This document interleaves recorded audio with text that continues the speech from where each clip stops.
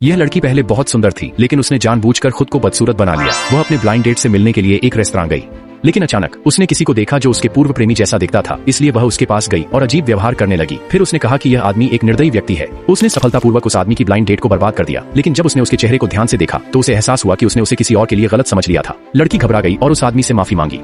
उसने कहा कि वह उसके कहे अनुसार कुछ भी मानने को तैयार है। यह उस आदमी के लिए बिल्कुल सही था, जिसे अपने परिवार के शादी के दबाव से निपटना था, इसलिए उस आदमी ने लड़की को प्रपोज कर दिया। लड़की हैरान रह गई, लेकिन जब उसने देखा कि वह आदमी उसके प्रकार का है तो उसने उसका प्रस्ताव स्वीकार कर लिया। उन्होंने जल्दी से अपनी शादी का पंजीकरण करवा लिया, जिससे लड़की का मूल ब्लाइंड डेट अभी भी रेस्तरां में इंतजार कर रहा था। आदमी ने लड़की से कहा कि वह जल्द ही उसे लेने आएगा ताकि वे अपनी जिंदगी साथ शुरू कर सकें। फिर लड़की अपनी साइकिल पर सवार होकर चली गई। तभी एक लग्जरी कार आकर रुकी। ये पता चला कि वह आदमी सबसे अमीर परिवार का उत्तराधिकारी था।